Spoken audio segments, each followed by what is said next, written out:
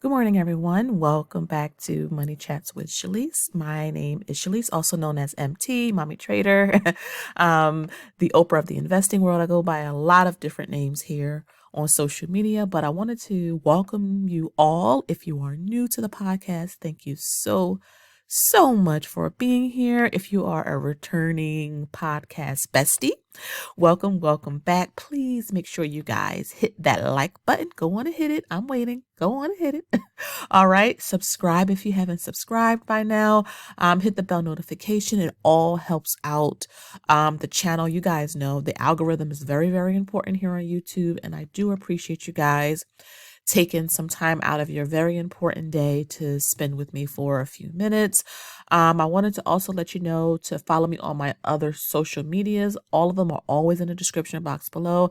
I have another channel here on YouTube called Mommy Trader. I'm almost at 12,000 subscribers over there, so thank you all so much.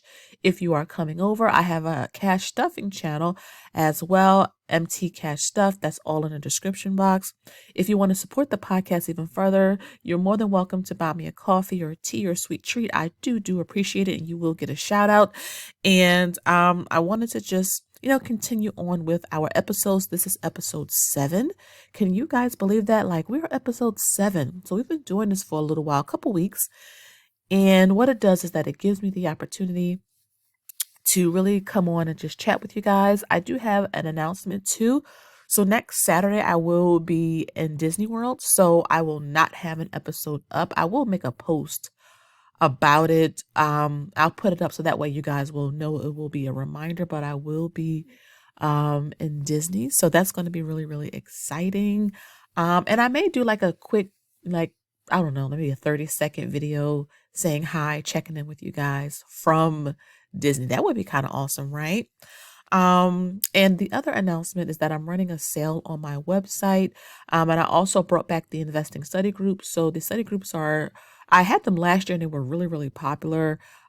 We spent an hour together. We talk heavily about a specific topic. So I know one of the topics is how to live on dividend income. So we're going to talk about building portfolio. We're going to talk about withdrawal strategies, taxes, because that's so important and many people don't think about that, and just different things like that. In a private space, you all will get a tracker worksheet, and I really am excited, and thank you to all of you who did sign up. And I am running a 15% off sale on everything else. So check out my website, mt1finance.com, is in the description box below. But you see the title. We're going to talk about why we increased our income for financial freedom, why we had to do that. Now, not everybody feel like they need to do that, but we had to do that because of the goals that we have. And, one of the things I wanted to mention was that certain goals, especially financial goals that many of us have, many of us desire to achieve in our lifetime, costs money. I mean, that's just the straightforward way to say it. It costs money. If you want to buy a house, it costs money. It's only so much, couponing, savings challenges, only so much that goes. You at some point, if you don't make enough, you have to increase your income so that you can have the money for the down payment, for the closing costs. If something needs to be repaired, you find it during the inspection. That costs money as well. If you're going to be moving, we've used movers, and we really only use movers because of the time saving that it does. Well, that costs money. If you want to update said house, that all costs money. And so we realized early on in our journey is that certain goals that we have for ourselves, certain financial goals, required us to increase our income. I mean, it really required us to do that. Now, I understand that may be a little challenging for those of us who may be introverts. Now, I'm not an introvert. My husband is more of an introvert. You guys know me. I'm yappy a lot of the times. Hence, I have 3 YouTube channels, Instagram, and TikTok. I love chatting with people, but if you're an introvert, that could be a little hard, right? And one of the things that helped my husband really, because he really skyrocketed with his, was networking. And that, again, can be hard if you're an introvert. But if you make it a point to maybe step out, and I know a lot of you, are religious and things like that, step out on faith, right? If you don't take the risk, there's no reward. Something simple as going to like an office party or an office happy hour. You don't have to stay the whole time.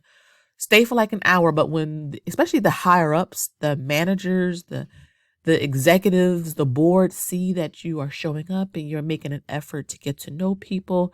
And you are also stellar at your work. That's another point. Be excellent at everything that you do at your job because people will take notice. And that's a great way to negotiate salary and benefits and bonuses and things like that. And my husband has been very, very fortunate and very, very blessed to really rise through the ranks to achieve and to get to where he is right now, which is really, really rare for a man of color to be in his position as an executive in the industry that he is in. So we realized, okay, we want to buy a house. Well, buying a house costs a lot of money. We had to get our finances under control. I had to stop overspending and wasting the money and really put a plan in place. And I can tell you guys that if you are trying to achieve whatever your goal is, you have to really look at your numbers. A lot of us are afraid to look at statements. A lot of us are afraid to pull up a budget spreadsheet or a budget planner.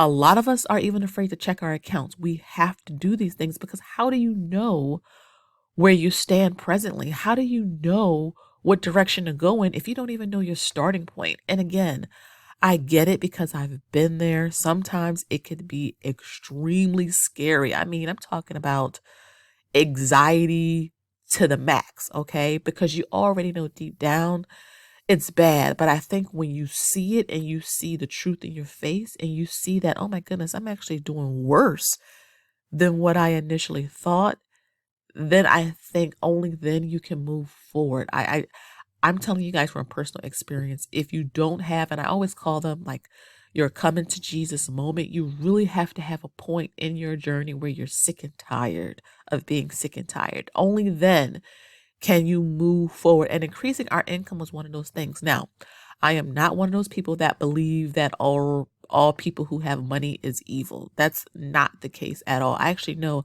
a lot of generous people who are wealthy, a lot of generous people who donate to causes anonymously, a lot of wealthy people who will pay off layaways around Christmas time anonymously. My husband and I are huge givers, especially to our church and the Salvation Army. And so and a lot of it is anonymous, like 100% anonymous. People have no clue it's us. And that's how we want it to be. But these are some of the things we could do with an increased income. Another reason why we had to increase our income was just inflation. I mean, at certain points in your financial journey, if things are costing more and more than what you are bringing in, somewhere, somehow, you have to find a way to increase your income. Now, if you're at a certain point in your life where you're kind of just, you're good with where you are, you can make it work, that's perfectly okay. And I want to stress that that's perfectly fine. But my husband and I are still very, very young. I mean, I'm 38. To me, that's young. And I just looking at the cost of just everything going up, your income is not being sustained. I'm just being honest, right? Is if you own a home, if you are a renter, you can see the writing on the wall, right? Every year, everything is just going up. Your rent is going up. And if you are a homeowner, guess what? We have property taxes. We have homeowners insurance. We have escrow. So this is just, if you pay your escrow in a one lump sum payment at your bank with like your mortgage and insurance, 9 times out of 10, because we've experienced this being homeowners now of 3 houses, the escrow always go up and you're going to get that statement in the mail from your bank saying, yeah, you have an escrow shortage. You have to pay this amount of money by this due date or your mortgage payment is going to go up. So there are it's just going up. Costs of goods and services is going up. And I can tell you that talking with some people, it's a little bit scary for them because they see that how am I supposed to survive if my income isn't meeting or at least exceeding what the rate of inflation is. I mean, I know the government and Jerome Powell, they always say, well, inflation is about 10%, 12%, 15%. But many of us know, the regular people, we know inflation has ballooned to easily 20, 25% since 2020. I mean, if you look at the cost of eggs, and yes, eggs are falling a little bit, but look at the price of everything else. Have you looked at a price of a plane ticket recently? Or maybe just going to buy clothes or shoes or things like that? It's just going up. This past school year, I actually tracked the school supplies and how much we spent on school supplies, just school supplies, almost $300. And it's not the teacher's fault. It's the cost of everything. I used to get pencils for pennies, the little index cards, 3x5 cards for pennies, erasers for pennies, notebooks, the composition notebooks for like 10 cents. Now they're worth 25, 30 cents. The little glue, one bottle of glue used to be famously 5 cents, 6 cents. We're now 20 cents. I mean, and we don't realize that, we don't see the big markup all in one swoop. It's always like death by 1,000 cuts, like a little bit here and there. And we realize that, okay, we need to find a way to increase our income, because if we don't, we're going to move backwards and backwards and backwards just to live. We're not talking about fun things like vacation. If you want to have a date night, if you want to have family night, if you want to order takeout, we're just talking about just the basic things to survive. Have your utilities increased? Because mine certainly have. I paid a water bill last month that was $199. I've never paid that much, even during the summer in the backyard with the kids running the water all summer. I've never paid that much. But again, inflation, it affects everything. So we have to increase our income. Another reason why we had to increase our income was because we had investing goals. To get to our early retirement number, we need to invest more. We need to invest a lot more and heavily, especially into income producing securities like good dividend stocks and good dividend fund. Well, that costs money, right? To invest every month, to be consistent with it costs money. So that's another reason why we had to increase our income, because that's a big part of our financial freedom goals. Another reason why we increased our income, and this came more from like home and talking to my grandmother. Now, I am very blessed to have not only my grandmother, who just celebrated her 82nd birthday, but my husband's grandmother, who was turning 84 in June. And I think one of the best things of having older people in your life is soaking up all of their knowledge.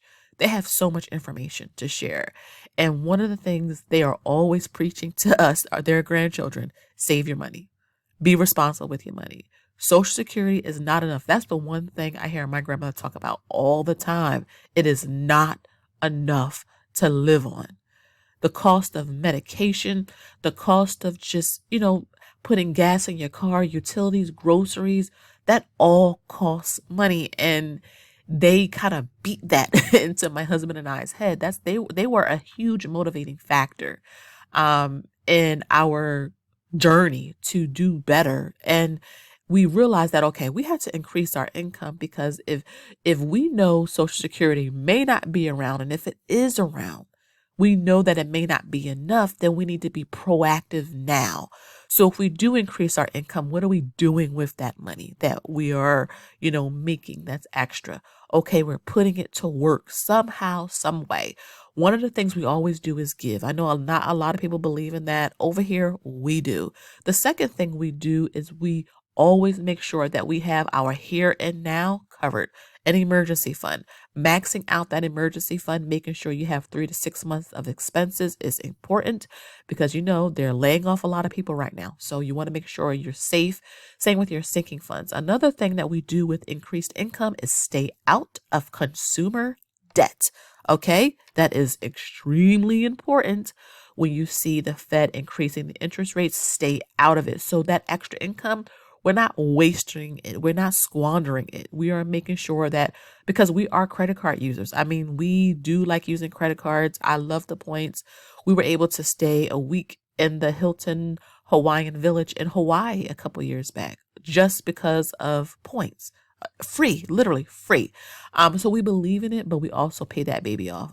That Amex card get paid off every single month. Okay.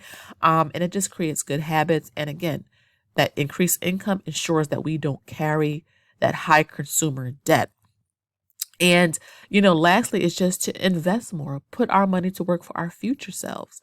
We invest heavily. If you did not know that, I love investing. And I try to encourage people to invest, even if you don't make a whole lot of money, right? If you know how to manage a little bit, let me tell you, you will be able to manage a nice sum. So we invest heavily with that increased income. And because you know what? You can see the class divide, and not even just the class divide like we're against each other, but what the government and the powers that be are doing. There's a moniker in the economic world is that the middle class really carries the load in this country. And that is so, so true. The middle class carries the load, but guess what? The middle class is disappearing. Now you may ask yourself, well, where is the middle class going? Are most of them being absorbed into the upper class, or are many of them actually moving backwards and going down to the lower class? And the latter part of what I just said is actually true. A lot of people who are in the middle class are regressing because they can't keep up with the rate of inflation.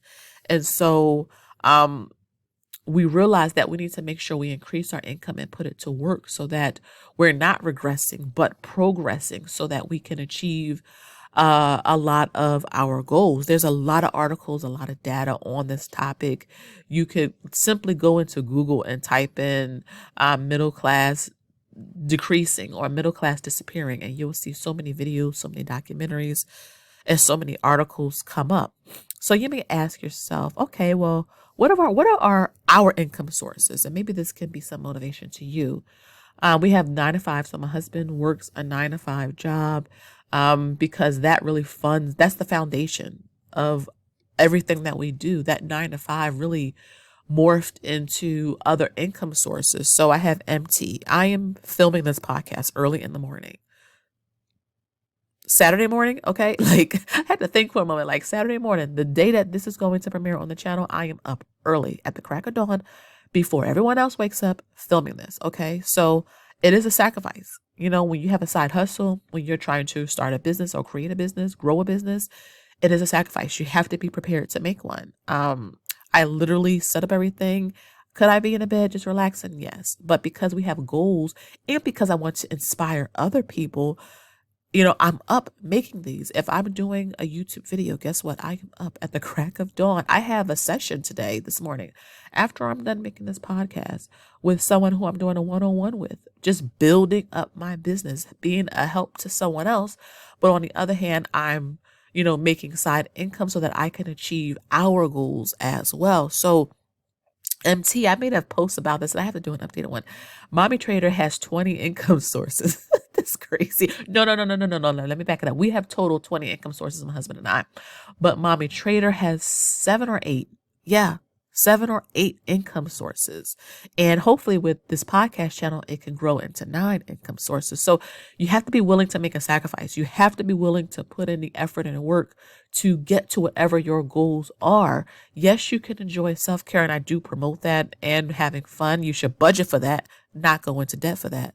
But outside of that, it's important to make sure that we are putting ourselves in the best position possible when it comes to our finances, because the government is not going to be there to help us, but rather we should be our own bank. We should be our own, first resource if something happened, right? We want to be able to, solve a problem without any stress. If something happens, if something breaks, I can just go to my emergency fund, transfer the money, and bada bing, bada boom, get it all squared away. So that is the podcast for the day. Leave me some questions and comments down below. The next podcast episode is this coming Tuesday. As a reminder, I will be in Disney next Saturday, so there will not be a podcast. I may do a little surprise something. It'll be really, really short, maybe like 30 seconds or so. So again, you want to make sure you're subscribed and your notification bell is on. Don't forget the sale that I am running on my website. I will have information down in the description box below. And if you want to join our investing study groups, the seating is limited for that, and those usually fill up fast. So make sure you sign up if you want to be a part of that. But I will see you guys in the next episode. Please like, share, and subscribe, and I will talk to you later. Have a good one.